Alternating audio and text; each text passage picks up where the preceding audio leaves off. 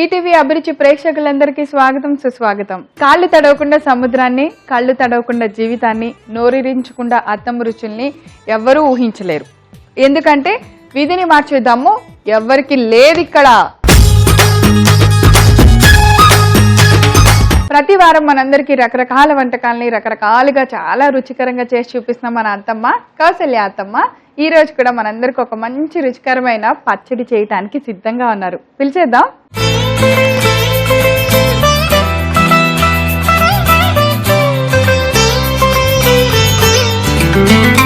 Hi Kaushalya అత్తమ్మ. Hi త్రివిణ కోడల, ఎలా ఉన్నారు? బాగున్నామ్మా. అసలు ఈ రోజు మీ చీర కలర్ మెరిసిపోతుందిగా, భలే ఉంది. ఏమంటారు, ఇది చిలక పచ్చ రంగు కదా? అబ్బా ఇంత మంచి పాట ఉందా అత్తమ్మ. చిలక పచ్చకోక మిగతా మీరు వేసేయండి ఎడిటింగ్ లో.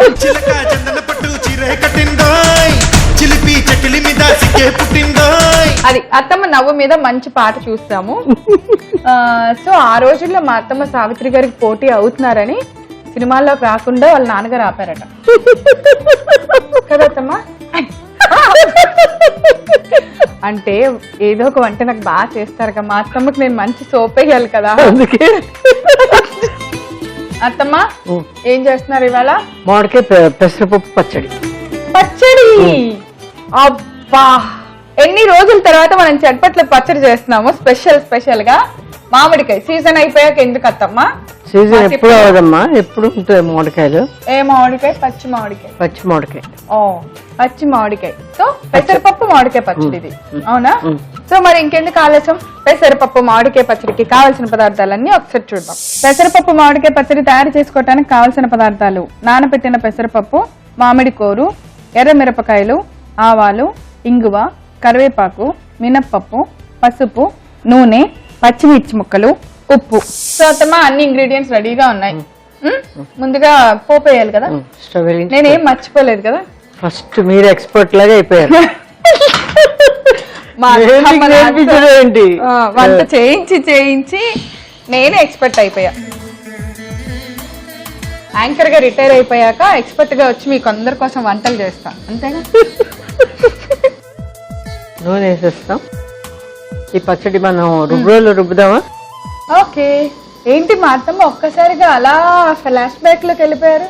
ఒక సంవత్సరం వెనక్కి తిరిగితే కదా రోల్లో పట్టి రుబ్బేవాళ్ళం. అదే చాలా సంవత్సరాలు తిరగాలి. నేనంటే ఒక సంవత్సరం మన చట్పట్లో మా అత్తమ్మ రోల్ దగ్గర కూర్చొని టక్క టక్క దంచుతుంటే ఎంతమంది అడిగేవాళ్ళు, ఏం పచ్చడి ఇవాళ, ఎంత బాగుంటున్నాయండి మీ పచ్చళ్ళు. మళ్ళీ వచ్చేసింది అనమాట పచ్చడి. ముందు నూనె వేస్తున్నాను.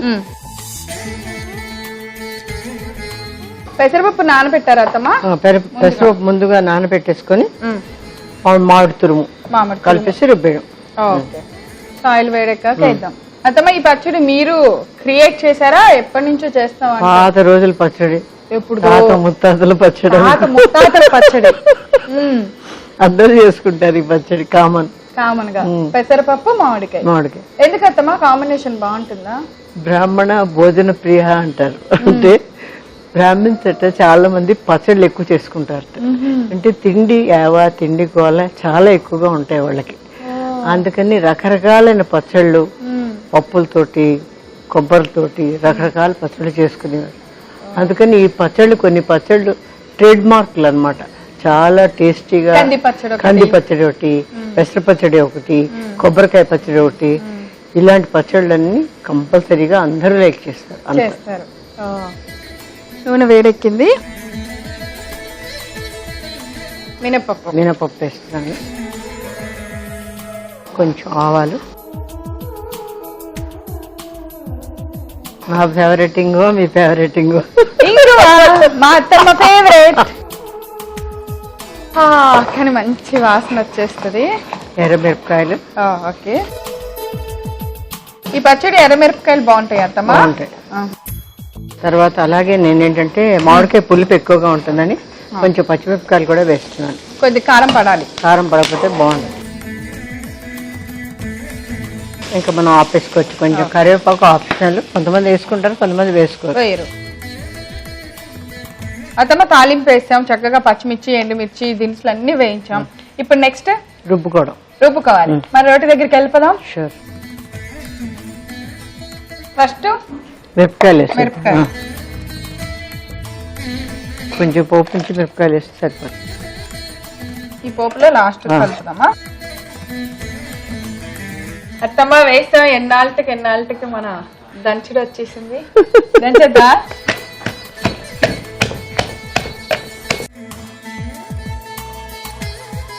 ఎండుమిర్చి బాగా నలిగితే మనం మిగతా పప్పు అవన్నీ వేసేది. నాకు ఎప్పుడు అనిపించేది మా కోడలు పిలిచేది దంపిస్తున్నాను, పాపం అలసిపోతుంది అనుకునేదాన్ని. అసలు ఎక్కడ మీరు దంచుదాన్న నేను ఇవ్వట్లేదు కదా. నాకు ఎంత ఇష్టమో నోరటము ఈ పచ్చడి దంచడం అంటే ఎంత బాగుంటుందో. కొంచెం పోపు కూడా నలుగుతుంది కదా. పోపు కూడా నలిగిపోతుంది, అప్పుడే ఆ టేస్ట్ వస్తుంది పచ్చడిలో.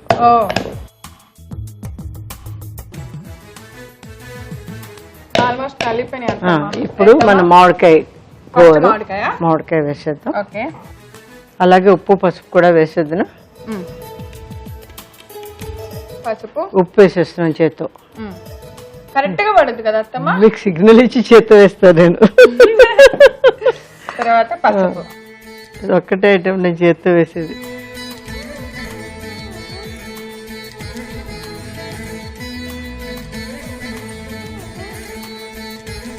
ఆల్రెడీ తురిమింది కాబట్టి అంత తొందరగా అయిపోతుంది. కొంచెం పెసరపప్పు కొంచెం టైం పడుతుంది. పెసరపప్పు వేసేద్దాము. ఏంటి అత్తమ్మ 2 కప్పులు పెట్టారు? కొంచెం ఎక్కువ పెట్టి ఉన్నది కదా అని. సో పెసరపప్పు వేసేస్తాం. సో ఇప్పుడు ఇవన్నీ బాగా పప్పు అంతా నలిపోవాలి అత్తమ్మ. అంతే, అదే పచ్చడి. ఓహో,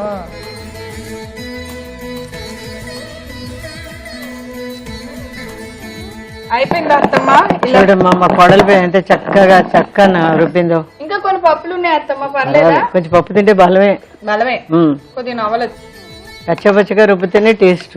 అప్పట్లో వాళ్ళు ఎందుకంత ఫిట్ గా ఎంత తిన్నా అంత సన్నగా ఉంటారో ఇప్పుడు అర్థం అవుతుందండి. ఇంత పచ్చడి నూరితే ఎన్ని క్యాలరీలు ఖర్చు అవుతాయి చెప్పండి. ఇప్పుడు ఓన్లీ ఇక్కడ నేను ఒక 3-4 వండా, ఇంట్లో 6-7 ఉంటే ఇంకెంత పచ్చడి చేయాలి? 6-7 ఏంటి, 12-15 మందికి వండేవారు. 12-15 మందికి కర్రల పొయ్యిల మీద కూడా వండేవారు. అయితే వాళ్ళ ఇంట్లో రోజు పెళ్ళే, అసలు ఫంక్షన్కి వెళ్ళక్కర్లా. ఎన్ని కోళ్ళు వండుతారు అత్తమ్మా? అంత 18 మంది ఒక ఇంట్లో ఉంటే. పెద్దగినడు పప్పు, పెద్దగినడు పప్పు, ఒక కూర, ఒక పచ్చడి, అలాగా ఒక చారో పులుసో చేసేవారు. రాత్రి అయితే రసం, రోటి పచ్చడి. ఇప్పుడు ఆడవాళ్ళందరూ వంట గదిలోనే ఉండాలేమో. అంతే పని. పొద్దున వంట భోజనం చేసేప్పటికి మళ్ళీ సాయంత్రం వంట ఉంటది. అప్పట్లో టిఫిన్లు పెట్టుకునేవారు, ఇడ్లీ దోశలు ఏం లేవు. ఎర్లీ లంచ్ పెట్టేసేవారు. ఈవినింగ్ స్నాక్ ఏంటంటే దిబ్బ రొట్టో కొయ్య రొట్టో ఏదో పొంగళాల్లో వేసుకుని తినేవారు. కొయ్య రొట్టె అనేది ఒకటి ఉంటుందిలేండి, మీకు చూపిస్తా టేస్ట్. చూపించాలి. కొయ్య రొట్టె తినాలని మా అమ్మాయిలు అడుగుతున్నారు, మీరు కూడా ఎప్పుడు చేస్తారు అత్తమ్మ? మీరు ఎప్పుడంటే అప్పుడు. తాలింపు ఇంకా ఉంది కాబట్టి బాండీలో మనం పచ్చడిని తాలింపులో వేస్తాము. బౌల్లో తీసేస్తా అత్తమ్మ. చాలా చక్కగా రుబ్బింది మా కోడలి పిల్ల.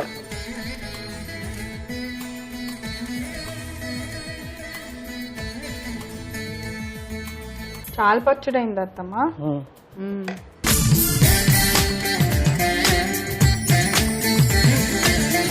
అది అత్తమ్మ సంగతి. అమ్మ ప్రేరణ, కష్టపడి పచ్చడి చేసావు, తిని కొంచెం దాని టేస్ట్, నువ్వు చేసిన పచ్చడి నువ్వే టేస్ట్ చెప్పాలి. అవును, అత్తమ్మ చేయించిన పచ్చడి టేస్ట్ చూడకపోతే ఎట్లా? గబగబా టేస్ట్ చూసి ఎలా ఉందో చెప్పేస్తా. ఇది అసలే తాత ముత్తాతల పచ్చడి, దీనికి చాలా హిస్టరీ ఉంది కాబట్టి.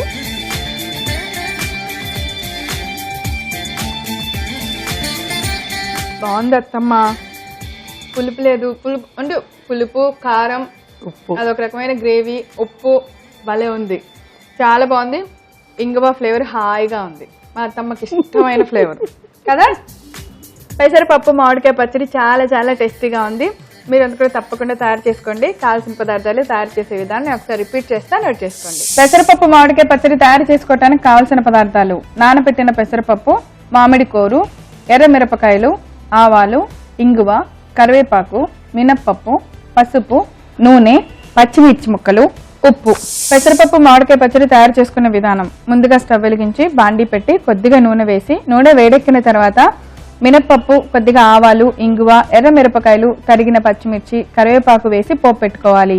ఇప్పుడు ఆ పోపులో కొద్దిగా పోపుని మిరపకాయలన్నీ వచ్చేలాగా రోట్లో వేసి బాగా దంచుకున్న తర్వాత మామిడికాయ తురుము, చిటికెడు పసుపు, ఉప్పు వేసి మెత్తగా దంచుకోవాలి. తర్వాత మిగిల్చుకున్న తాలింపులో పెసరపప్పు మామిడికాయ పచ్చడిని వేసి బాగా కలిపి ఒక సర్వింగ్ బౌల్లోకి తీసుకోండి. అంతే, ఎంతో రుచికరమైన పెసరపప్పు మామిడికాయ పచ్చడి రెడీ. అత్తమ్మ, చాలా రోజుల తర్వాత మన రోలు, మన పచ్చడి అన్ని గుర్తు చేసుకుని చాలా చక్కటి మంచి టేస్టీ పచ్చడి చేశారు. థ్యాంక్ యూ సో మచ్ అత్తమ్మ. Love you.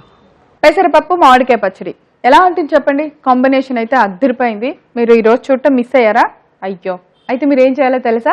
youtube.com/ETV అభిరుచి లేదా facebook.com/ETV అభిరుచి అని టైప్ చేసి మా సైట్ లోకి లాగిన్ అయ్యి అక్కడ పెసరపప్పు మామిడికాయ పచ్చడి అని టైప్ చేయండి. అంతే, ఆ పచ్చడి మేము ఎలా నూరామో మీరు చూసేయచ్చు. చూసారు కదా, ఈ రోజు మా అత్తమ్మ తయారు చేసిన ఈ పచ్చడి. చాలా రోజుల తర్వాత మన చట్పట్లో అత్తమ్మ చేతితో స్పెషల్ గా పచ్చడి చేయించుకున్నాం.